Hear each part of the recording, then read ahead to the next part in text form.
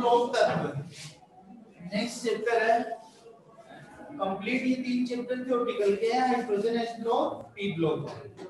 S block तत्व की अगर बात करें अपन, सबसे पहले बेटा डेफिनेशन देखिए। जब अपन आवर्त सारणी की स्टडी करते हैं, पीरियोडिक टेबल की स्टडी करते हैं, तो पीरियोडिक टेबल में तत्वों का वर्गीकरण आता है। तत्वों का क्या आता है? वर्गीकरण। और तत्वों का वर्गीकरण में अपनी कंप्लीट तत्वों को एस ब्लॉक, ये मतलब आवर्त सारणी के तत्वों को 4 ब्लॉकों में डिवाइड किया गया है। 4 ब्लॉक है। Number 1 first S block, number 2 P block, number 3 D block, number 4 F block. Clear बात? देखो 4 ब्लॉक की जब अपन बात करते हैं तो अब इनका वर्गीकरण कैसे करें कि अपन कौन से तत्व को एस में रखें, कौन से तत्व को पी में रखें, कौन से तत्व को डी में रखें, कौन से को एफ में रखें। तो जब इनका इलेक्ट्रॉनिक विन्यास, मतलब इलेक्ट्रॉनिक कॉन्फ़िगरेशन, इलेक्ट्रॉनिक विन्यास पढ़ते हैं अपन सभी तत्वों का, तो अंतिम इलेक्ट्रॉन जिस कक्षक में जाता है वो उसी का एलिमेंट होता है। मतलब जैसे इलेक्ट्रॉनिक कॉन्फ़िगरेशन पढ़ने में लिथियम है, देखो एक मिनट लिथियम को लेता हूं मैं। लिथियम का इलेक्ट्रॉनिक कॉन्फ़िगरेशन 3 नंबर पे आता है 1s2 2s1। लिथियम 3 नंबर पे आता है क्या? 3 नंबर पे आता है। इसका मतलब देखो ये लास्ट इलेक्ट्रॉन किस में गया? एस में गया। तो ये कौन से ब्लॉक का तत्व है? एस ब्लॉक का। ठीक है। अब बेटा एस ब्लॉक जो है, देखो इनका एस ब्लॉक का जनरल इलेक्ट्रॉनिक कॉन्फ़िगरेशन ns 1 से लेकर 2 होता है। लिखवा दूंगा ये चीज, 1 से लेकर 2। मतलब इस एस ब्लॉक के 2 वर्ग होते हैं, फर्स्ट ए और सेकंड ए। फर्स्ट ए का होता है ns1 और इसका होता है ns2, इसलिए 1 से लेकर 2 पूरे ब्लॉक का ले लिया। मतलब सारे तत्वों का जो लास्ट इलेक्ट्रॉन अगर s1 रहे, मतलब इसमें सभी तत्वों का s1 रहेगा बेटा, सिर्फ इस n का मान चेंज होगा। जैसे लिथियम में लास्ट में आया 2s1, समझना। देखो लिथियम में 2s1 लिखोगे आप, तो लिथियम के नीचे वाला आएगा उसमें आएगा 3s1, फिर उससे नीचे जाओगे तो 4s1 5s1 6s1 और 7s1। इस हिसाब से आपका ये चलेगा। समझ गए मेरी बात? लास्ट मैंने लास्ट लिखा है, उससे पहले एलिमेंट्स अलग अलग होंगी। दूसरी बात इसमें चलो, इसमें क्या लिखोगे? 2s2, मतलब लास्ट में s2 रहेगा। जैसे बेरिलियम 4 नंबर पे आता है तो 1s2 2s2, लास्ट में 2 रहेगा, सिर्फ n का मान बदलेगा। और बेटा तो ये n का मान है, n का मान हमेशा सेल को रिप्रेजेंट करता है। सेल का मतलब कोष को रिप्रेजेंट करता है, और ये किसको बताता है? पीरियड,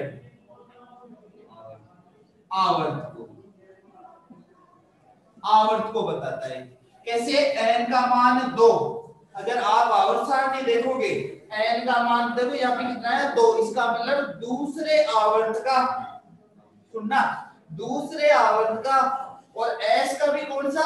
दूसरा तत्व है। s का भी कौन सा होगा? दूसरा।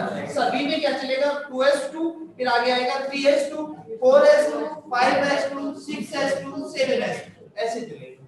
बात समझ में आई बात? तो s का टोटल इलेक्ट्रॉनिक कॉन्फ़िगरेशन कितना? ns 1 से लेकर 2। दूसरी बात बेटा, फर्स्ट ए वर्ग के जो तत्व होते हैं इनको बोला जाता है क्षारीय धातु। ठीक है। सेकंड ए वर्ग के जो तत्व है, सेकंड ए वर्ग के जो तत्व है, ये बहुत बेसिक चीजें हैं सारी। सेकंड ए वर्ग के जो तत्व है इनको बोला जाता है क्षारीय मृदा धातु। बटेगा खुश रहो।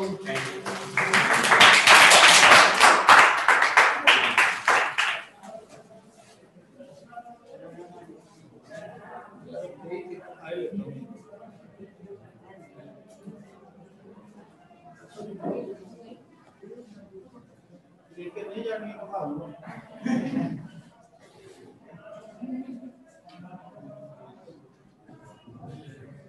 क्या बोलेंगे? क्षारीय मृदा। अब रीजन देखो,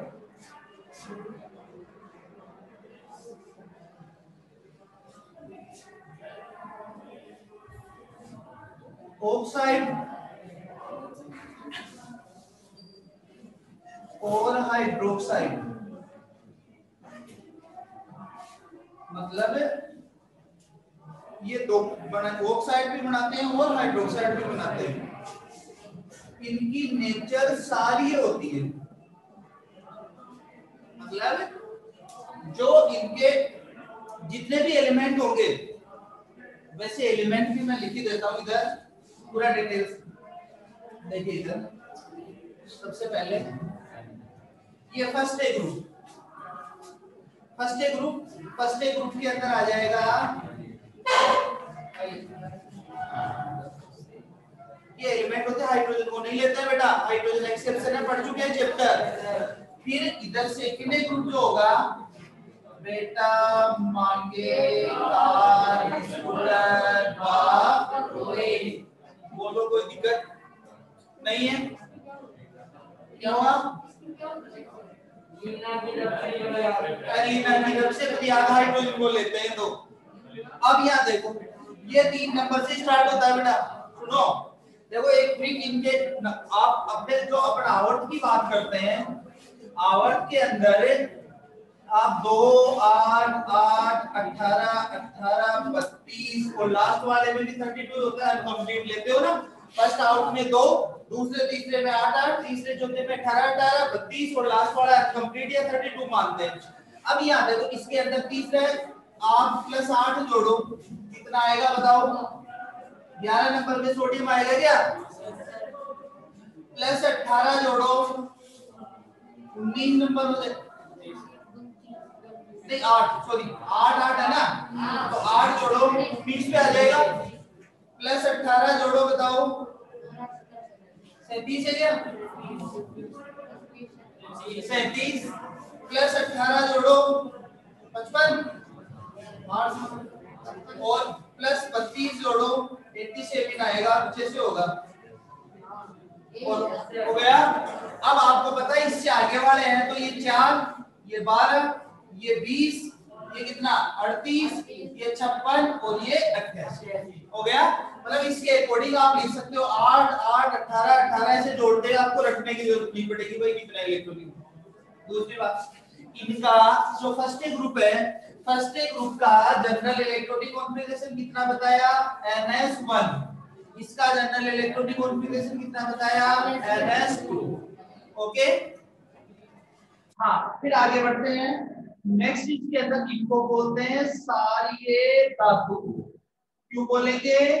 ऑक्साइड व हाइड्रोक्साइड कौन सी नेचर के? क्षारीय प्रकृति, क्षारीय, इसलिए इनको क्या बोलेंगे? क्षारीय धातु। इनको बोलते हैं बेटा क्षारीय मृदा धातु। क्यों? क्योंकि इनके ऑक्साइड क्षारीय प्रकृति के तो होंगे, क्षारीय प्रकृति, लेकिन ये प्रकृति में भी पाए जाते हैं, प्रकृति में भी पाए जाते हैं, इसलिए इनको क्या बोलते हैं? मृदा, मतलब मिट्टी के अंदर भी मिलते हैं। इनके बायतन कोष में 1 इलेक्ट्रॉन होता है, इसलिए इनका ऑक्सीकरण +1 होता है। इनके बायतन कोष में 2 इलेक्ट्रॉन होते हैं, इसलिए इनका ऑक्सीकरण +1। ठीक है बेटा, इसमें Fr और Ra, और कौन सा? Fr और Ra रेडियो एक्टिव तत्व होते हैं, ठीक है ना। CGM CS को photo electric cell, photo electric cell को बोलते हैं प्रकाश विद्युत सेल, प्रकाशित विद्युत सेल होते हैं ना, इनके तरफ बड़ी प्लेटें नहीं लगी होती है, सोलर प्लांट, इनके अंदर इस CGM को प्रयोग किया जाता है। ठीक है, सोडियम ये तो जानते ही हो, कैल्शियम हड्डियों में मिलता है, कैल्शियम मैग्नीशियम मैग्नीशियम क्लोरोफिल में भी पाया जाता है। तो अपन अब जनरल इंट्रोडक्शन लेते हैं। इसका सबसे पहले बात करेंगे एस्ट्रोन कि जब वे तत्व जिनका अंतिम इलेक्ट्रॉन s कक्षक में जाता है, इलेक्ट्रॉनिक कॉन्फ़िगरेशन बढ़ते टाइम लास्ट इलेक्ट्रॉन s कक्षक में जाए तो वो s ब्लॉक का तत्व होता है। p में जाए तो p का, मैंने बताया कि NH1 इसका मतलब सभी तत्वों में लास्ट में S1 रहेगा, सिर्फ चेंज क्या होगा N का मान। जैसे लिथियम में लास्ट में 2s1, सोडियम में 3s1, 4s1, 5s1, 6s1, 7s। बात क्लियर?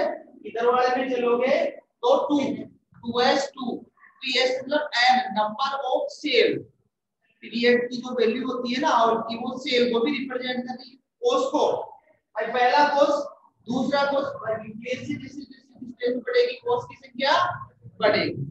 आप हेडिंग डाल दी एस ब्लॉक तत्व, लिखो आप वे तत्व, लिखो इनका जनरल मेन पॉइंट लिखवा रहा हूं दोनों का। वे तत्व जिनका अंतिम इलेक्ट्रॉन s कक्षक में जाता है, s कक्षक में जाता है, s ब्लॉक तत्व कहलाते हैं।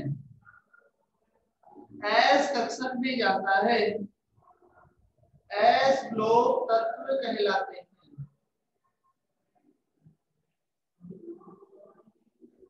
ठीक है, नेक्स्ट स्लाइड में इसमें दो वर्ग उपस्थित होते हैं, इसमें दो वर्ग उपस्थित होते हैं। देखो फर्स्ट ए और वह सेकंड ए।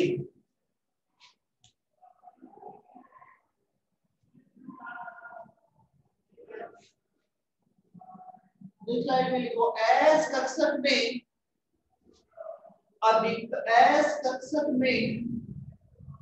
अधिकतम दो इलेक्ट्रॉन उपस्थित होते हैं।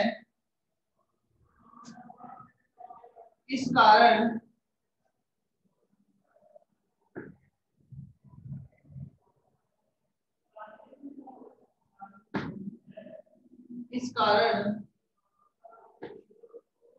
इसके दो वर्ग होते हैं। भाई जिसमें जितने इलेक्ट्रॉन होते हैं ना उतने वर्ग, जैसे S में 2 तो P के अंदर 6 तो 6 वर्ग होते हैं, 6 कॉलम होते हैं। P के अंदर 10 तो 10 होते हैं। और F के अंदर बेटा वर्ग तो नहीं होते हैं, कॉलम तो 14 होते हैं, 28 होते हैं ना एलिमेंट। नेक्स्ट लाइन में लिखो S ब्लॉक में कुल 12 तत्व उपस्थित होते हैं। कुल 12 तत्व उपस्थित होते हैं। देखो इधर 1 2 3 4 5 6 6 प्लस 6 12 हो गए। बेटा कुछ बुक्स में हाइड्रोजन को भी काउंट कर लेते हैं तो वहां पे वो क्या हो जाता है 13 हो जाते हैं। हाइड्रोजन को काउंट करते हैं तो 13 होते हैं, लेकिन हाइड्रोजन अधातु होती है तो ये सारी क्या होती है धातु। लिखो S ब्लॉक के सभी तत्व, हाँ अगले पॉइंटों के अंदर पर लिखवा रहा हूं सारी चीजें। S ब्लॉक के सभी तत्व धात्विक प्रकृति के होते हैं। S ब्लॉक के सभी तत्व धात्विक मतलब धातु के रूप में मिलते हैं। Okay clear? नेक्स्ट लाइन, प्रथम वर्ग या फर्स्ट ए वर्ग में निम्न तत्व उपस्थित होते हैं। फर्स्ट ए वर्ग में निम्न तत्व उपस्थित होते हैं।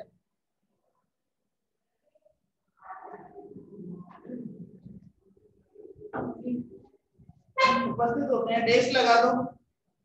लिखो Li ये सुनो पहले हिंदी में लिखो, लिथियम, लिथियम लिख दोगे, पता है ना, लिथियम ब्रैकेट में एलाइ, लिथियम ब्रैकेट में एलाइ, फिर लिखो कोमा लगा लो, ऐसे पॉइंट ऑफ व्यू मत चलना है, उसी एक ही लाइन में लिथियम, दूसरे को सोडियम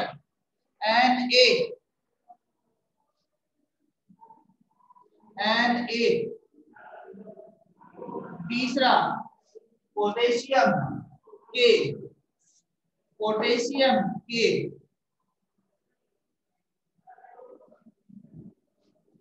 चौथा rubidium Rb, rubidium, rubidium, caesium, अगला सीजियम, सीजियम,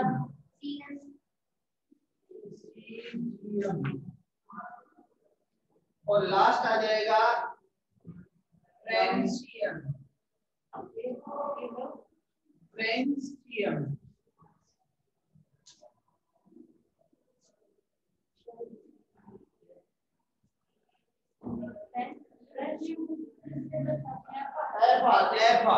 फ्रेंशियम बेटा जो अटैच है कुछ समझ में आ रहा है, दिख रहा है, उसी जैसे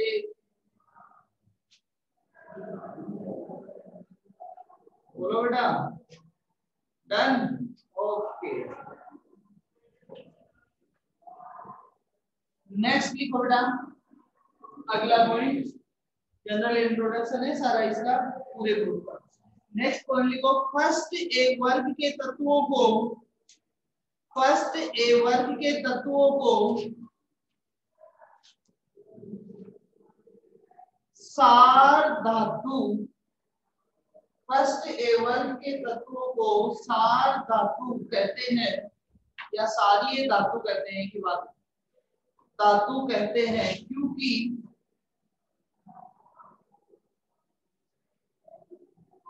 ये जल के साथ क्रिया कर,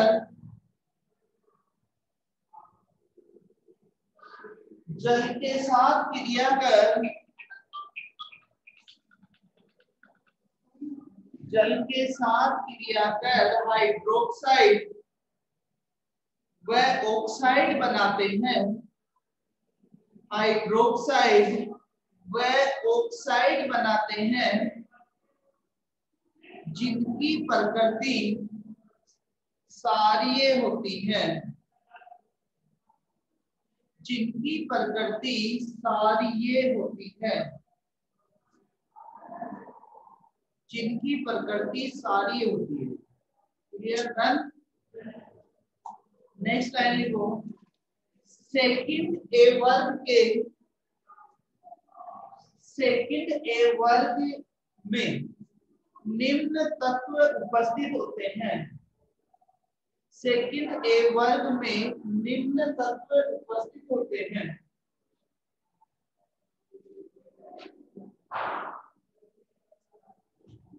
नंबर फर्स्ट लिखो BE, beryllium, beryllium, beryllium BE, के मैग्नीशियम, बेरिलियम, फिर अगला magnesium MG, MG, calcium, calcium, अगला एसआर स्ट्रोंशियम, ऐसे लिखते हैं स्ट्रोंशियम, स्ट्रोंशियम एसआर। अगला क्या बचा, बीए, बेरियम, ऊपर वाला बेरिलियम होता है बीई, बेरियम, और लास्ट वाला लिखो रेडियम।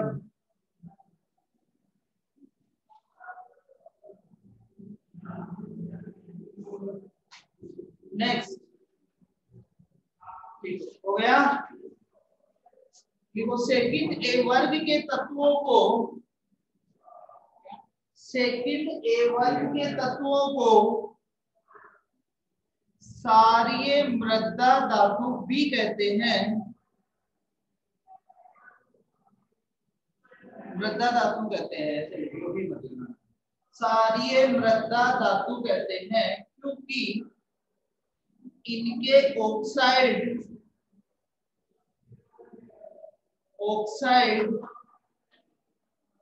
व हाइड्रोक्साइड सारी प्रकृति के होते हैं। ऑक्साइड व हाइड्रोक्साइड सारी प्रकृति के होते हैं तथा इनके ऑक्साइड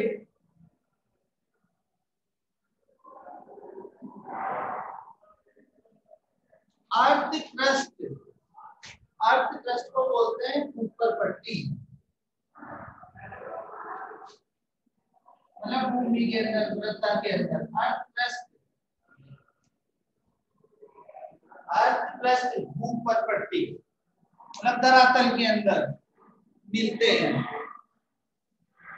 इसमें क्या लाइनें मिलाना होगा, आपको तो मिलेगी, ठीक है ना, इसके अंदर लाइनें आपको तो मिलेगी नहीं, सिस्टमेटिक लिखवाया हुआ है पूरा। हाँ क्लियर, ऊपर पट्टी में मिलती है। नेक्स्ट लाइन, अगला, फर्स्ट ए वर्ग के तत्वों का ऑक्सीकरण, फर्स्ट ए वर्ग के तत्वों का ऑक्सीकरण अंक +1 होता है, +1 ऑक्सीकरण अंक नंबर +1 होता है, जबकि सेकंड ए वर्ग के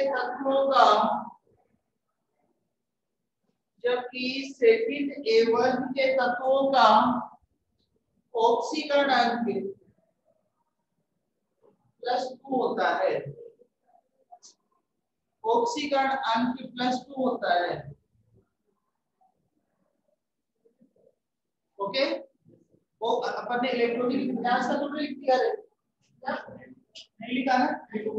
एस ब्लॉक के तत्वों का सामान्य इलेक्ट्रॉनिक विन्यास NS1 से लेकर 2, NS1 से लेकर 2, ऐसे 1 2 ऐसे बेस लगा के NS1 बेस 2 होता है।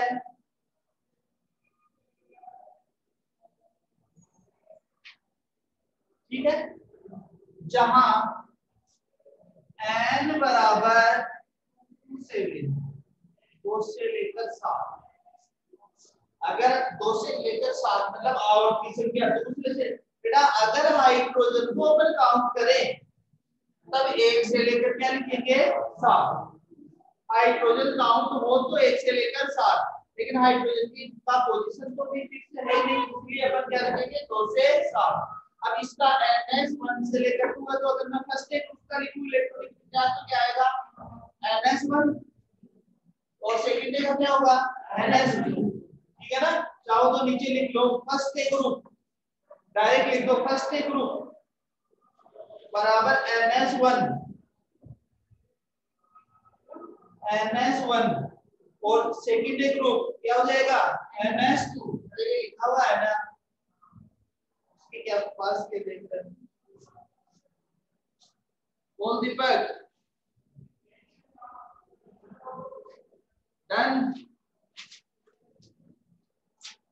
बोलो बेटा। मैं भूल जाता हूँ, आजकल ऑफलाइन में ज्यादा रहता है ना, तो नजर कम जाती है। ठीक है, अगला नेक्स्ट पॉइंट लिखो, फर्स्ट ए वर्ग में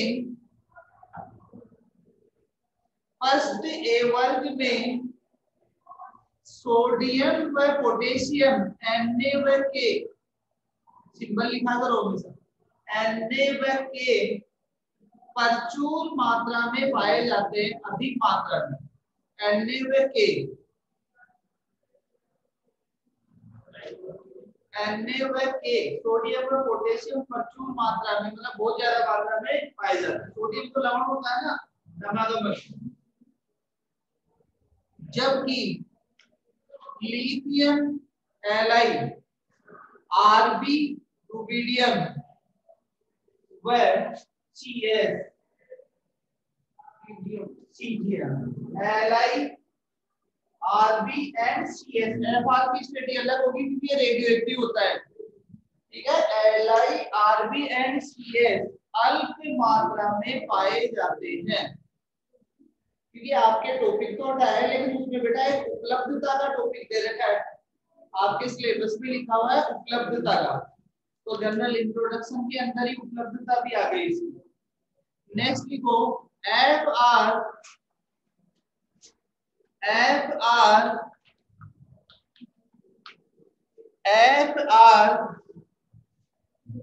एक रेडियो एक्टिव तत्व होता है। एफ आर एक रेडियो एक्टिव तत्व होता है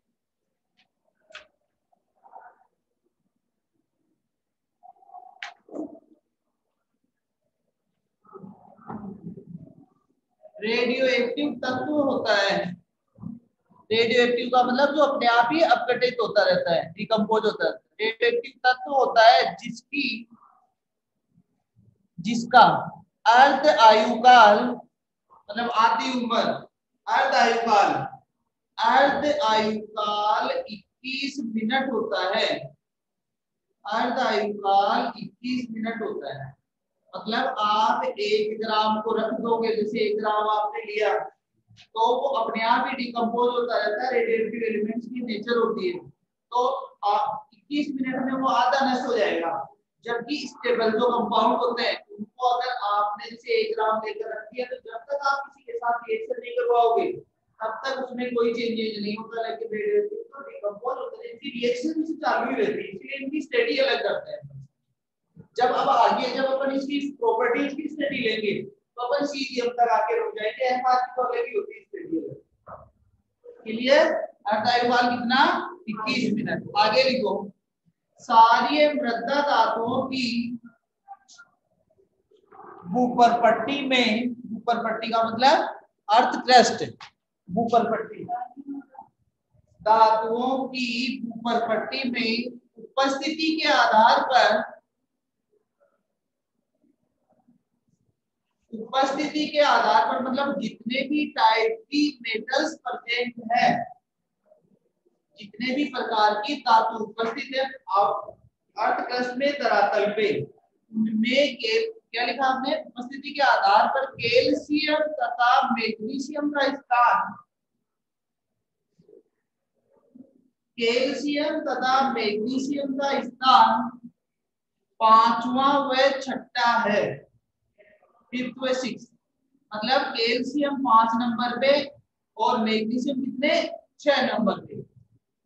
ठीक है, मतलब जितने भी प्रकार के मेटल्स होते हैं उनमें कौन सी पोजीशन है? 5th व 6th। इसी में आगे लिखो एसआर व बीए, एसआर व बीए की उपलब्धता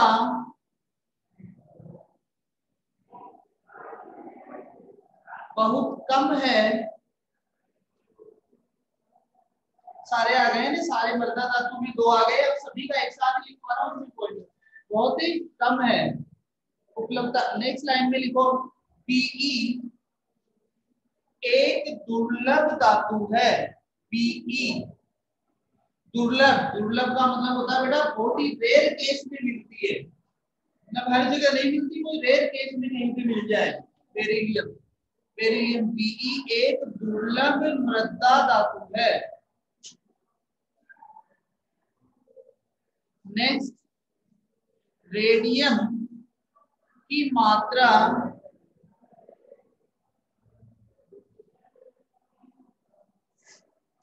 जो अलग अलग प्रकार की चट्टानें होती है, आपने एसएसटी के अंदर पढ़ा होगा, जैसे आग्नेय चट्टान होती है ना, आग्नेय चट्टान या सेल जिसे बोलते हैं, उनमें केवल 10 की पावर -10% है। 10 पावर -10%, मतलब आगे से मिलता है।